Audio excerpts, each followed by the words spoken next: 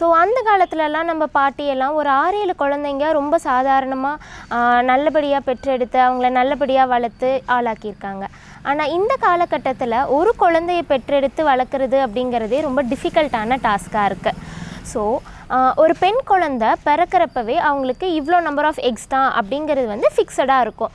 ஒரு 1 to 2 million X வந்து அவங்களுக்கு இருக்கும். அதுவே அவங்க வந்து வளர்ந்து அந்த பியூபர்ட்டி அந்த ஏஜ் அட்டன் பண்ணுற டைமில் வந்து பார்த்திங்கன்னா ஒரு 3-5 லட்சம் எக்ஸ் வந்து இருக்கும்.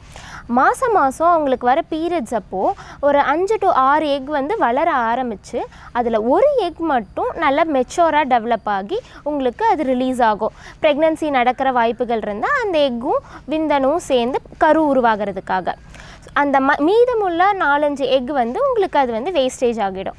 ஸோ இந்த மாதிரி அப்படி வயசு ஆகும்போது உங்களுக்கு ஒரு 35 வயது வரும்போது இந்த டோட்டலாக எக் எவ்வளோ இருக்குன்னு பார்த்தீங்கன்னா ஒரு 25,000 எக்ஸ் அந்த அளவுக்கு தான் அவங்களுக்கு இருக்கும். ஸோ ஏஜ் அதிகமாக எத்தனை நம்பர் ஆஃப் எக்ஸ் இருக்குது அப்படிங்கிறது குறைஞ்சிக்கிட்டே போகும். இது ஒரு பக்கம் இருக்க அவங்களுக்கு அந்த குவாலிட்டி ஆஃப் எக்குமே ஏஜ் அதிகமாகும்போது கம்மியாக ஸ்டார்ட் ஆகிடும்.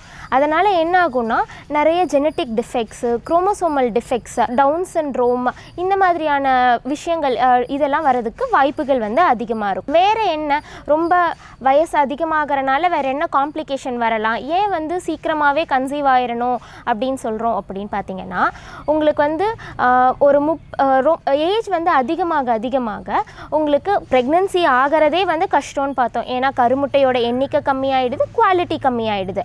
அதையும் தாண்டி அவங்க ப்ரெக்னன்சி ஆகிட்டாங்க அப்படின்னா அதுக்கப்புறம் அவங்களுக்கு வந்து ஏர்லியாக வந்து மிஸ்கரேஜஸ் அதாவது அபார்ஷன்ஸ் ஆகிறதுக்கான வாய்ப்புகள் வந்து இருக்குது. அடுத்து என்னன்னு பார்த்தீங்கன்னா ப்ரீடேர்ம் லேபர் அதாவது குறைமாத பிரசவம்னு சொல்லுவோம். சீக்கிரமாகவே டெலிவரி ஆகிறதுக்கான சான்சஸ் இருக்குது. அது மட்டும் இல்லைங்க, மெடிக்கல் காம்ப்ளிகேஷன்ஸ் இந்த பிபி, சுகர் நார்மலாகவே நம்ம இப்போல்லாம் வந்து முன்னாடிலாம் 50-60 வயசில் வந்துட்டு இருந்த பிபி, சுகர் இப்போல்லாம் ஒரு 30-40 வயசுலேயே வந்து நிறைய கப்பலுக்கு வந்து இருக்குது.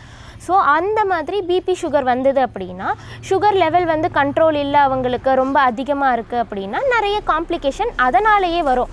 லைக் குழந்தைக்கு வந்து நிறைய குறைபாடுகள் வந்து ஏற்படலாம், முக்கியமாக ஹார்ட் ப்ராப்ளம்.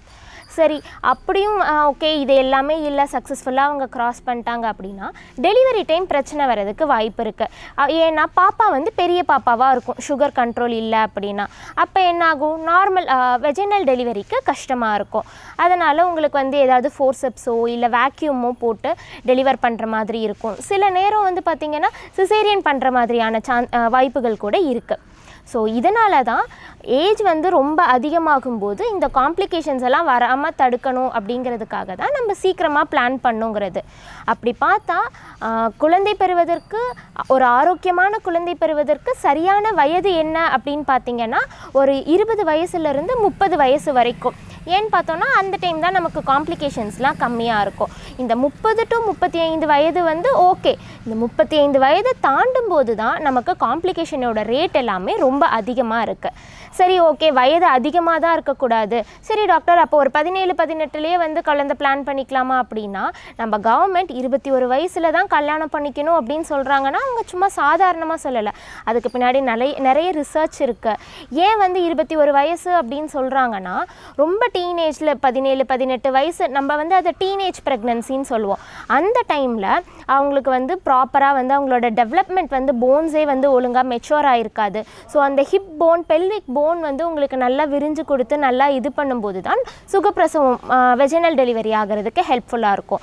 ஸோ அந்த மாதிரி அவங்க ஃபிசிக்கலாகவும் ரெடியாக இருக்க மாட்டாங்க, மனதளவுலையும் சரி ப்ரெக்னன்சியை வந்து தாங்கி அதுக்கு அடுத்த ஸ்டேஜுக்கு வந்து குழந்தைய நல்லா வளர்த்து இது பண்ணுறதுக்கு அவங்க மனதளவில் ரெடியும் ஆகியிருக்க மாட்டாங்க. அது இல்லாமல் வந்து அவங்களுக்கு ப்ராப்பர் வந்து அவங்களுக்கு வந்து அந்த நியூட்ரிஷனல் டிஃபெக்ட்ஸ், அனீமியா, அது ரத்த சோகைன்னு சொல்லுவோம், இதெல்லாமே அவங்களுக்கு வந்து இருக்கிறதுக்கான வாய்ப்புகள் வந்து ரொம்ப அதிகமாக இருக்கும். ஸோ இதனால் காம்ப்ளிகேஷன்ஸ் வரதுக்கு சான்ஸ் இருக்குது. அதனால தான் சொல்கிறாங்க ரொம்ப ஏர்லியாகவும் சரி ரொம்ப லேட்டாகவும் சரி அப்படி ப்ரெக்னன்சியை பிளான் பண்ணக்கூடாது. அந்த 20 வயதுலேருந்து 30 வயது வரைக்கும் இருக்கிற ஏஜ் வந்து ரொம்ப ஐடியலான டைம் நீங்கள் ப்ரெக்னன்சியை பிளான் பண்ணுறதுக்கு.